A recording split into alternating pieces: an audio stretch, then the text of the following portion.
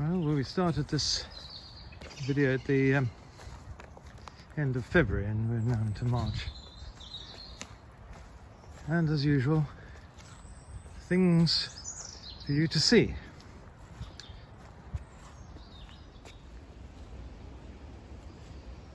Here's an unusual shrub from Tasmania, which is a very early flowering. Must be about 14 feet tall now, after 20 years. This is a very scented shrub. The leaves are very aromatic,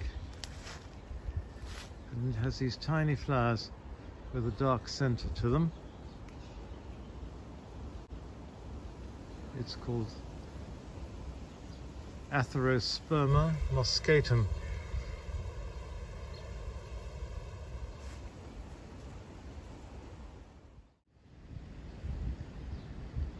Under this very old turkey oak is a sight that gladdened the heart, which I always love every year. A group of cyclaminous daffodils interspersed with the crocuses make a beautiful dancing picture.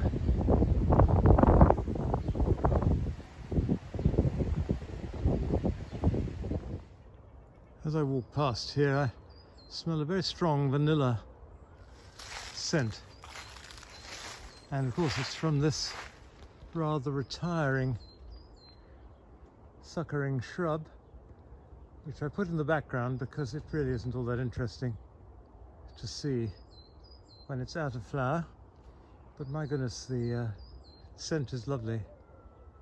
Creeps up on you as you go past.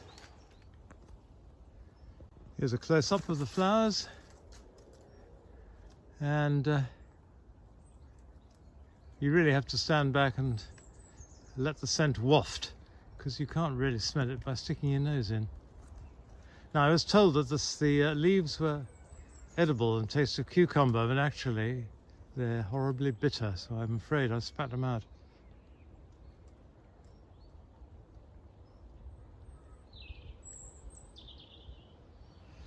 Just come along this path with me. We'll pause a minute for this beautiful lilac pink pool of flowers. The Cardamine, I must say, which we saw last time, is just going from strength to strength. It's marvellous. It seems to have gained colour and boldness.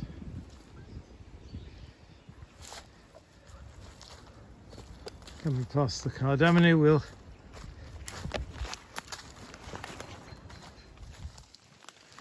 just a detour to take a look at Camellia sandimas. Beautiful, prominent golden stamens and this rich red petals. Anyway, what I want to show you is round here.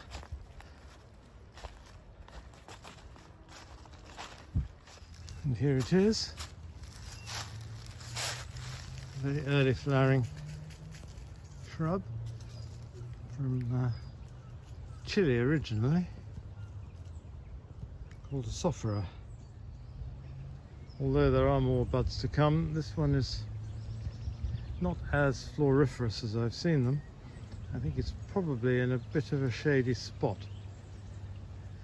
And rather attractively, I think, it's backed by the berries of the Aucuba rosanni. Now, there's a story attached to this Sophora, which I shall tell you. Now, once upon a time, as all stories should begin, there was a massive supercontinent called Gondwana.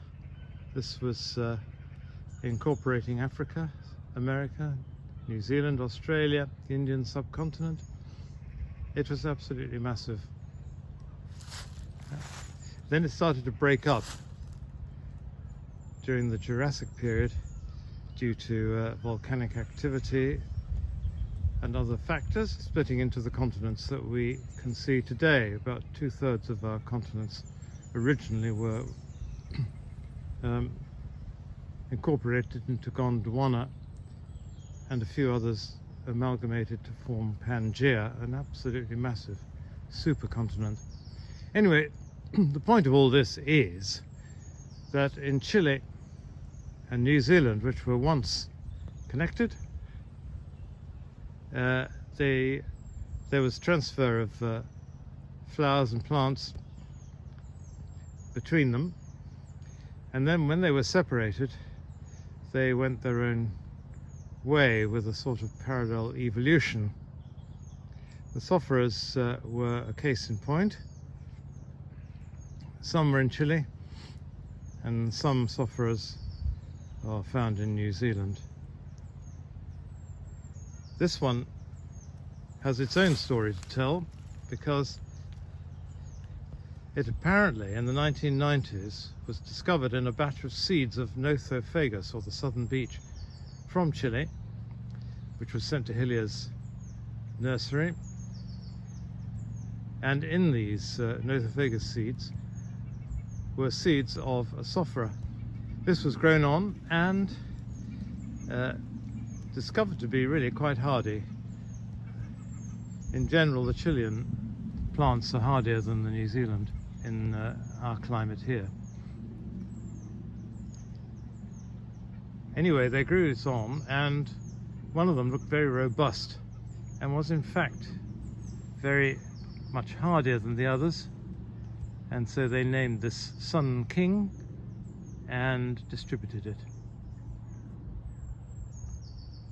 A fine early flowering shrub. Walking towards the summer house along this little wall, I'm going to show you a very early flowering shrub. This has got the palest primrose yellow flowers, and it really is covered in them. I think they're a lovely colour.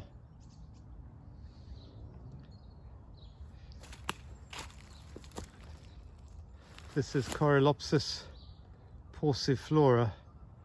Pauciflora means few flowers, but really, I don't think that's right. The other Corylopsis have got rather more, I don't know, coarse flowers, I guess. But this one is just lovely.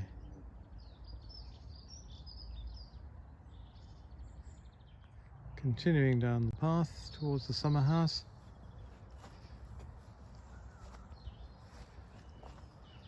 There's a very nice yellow hellebore. It's a very intricate centre.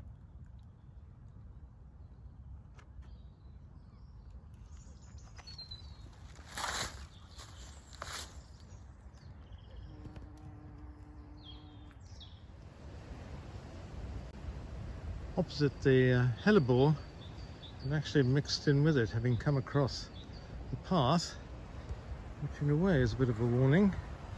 I'm going to show you a ground cover plant, which has got very bold and rough leaves. Now, as I said, it's a warning because I can see it over there. It can seed itself all over the place and spreads like mad, which is fine if you've got a largish garden like this one. Not so fine if you're in a confined space, so let it be a warning. This is a member of the borage family, as you can probably see from the flowers here, which look very much like borage. This is called Trachystemon orientalis. Trachy meaning rough stamens. It's also known as Abraham, Isaac and Jacob, and don't ask me why, but I think a lot of borages are known by that name, or three names, the founding fathers of Judaism, but heaven only knows why. This is deciduous, so it disappears in the winter. Flowers come up, and the leaves, which really look quite fresh at this time of year, follow on. But this is not a plant for the faint-hearted, frankly. Continuing with the theme of ground cover, I'd like to show you this patch here, which has been here for a few years and really does spread like mad.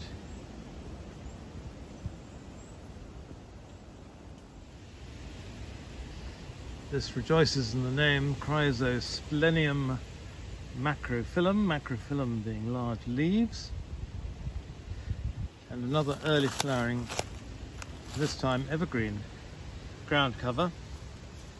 But what I do love is these beautiful, delicate flowers.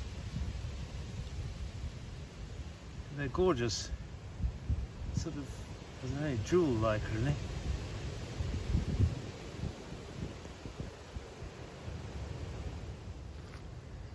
I can sort of imagine Carl Fabergé making a sort of jewel replica of this.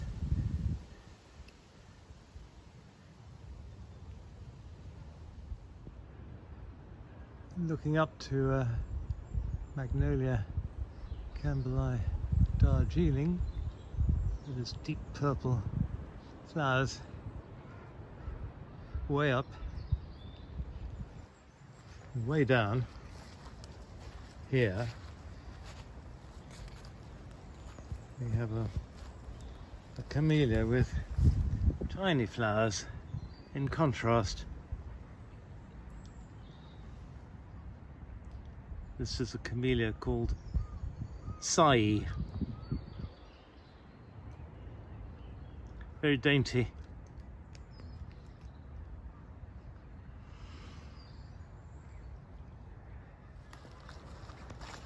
When I said that Corylopsis flowers are a bit coarse compared with that rather delicate Corylopsis pauciflora, well, here's one.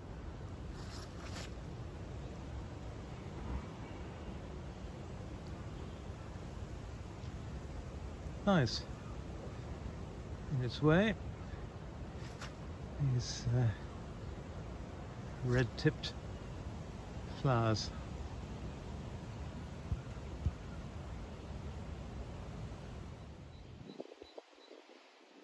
Now we're beginning to see what this garden is all about, as the first magnolias open. This is Magnolia Camellia alba, one of the first to open its flowers in the spring, and luckily it delayed its opening a bit because we had a hurricane called Eunice blow through the garden, and I think if it had been out in flower it would have been blown to bits. I think in my next video we'll be concentrating on magnolias.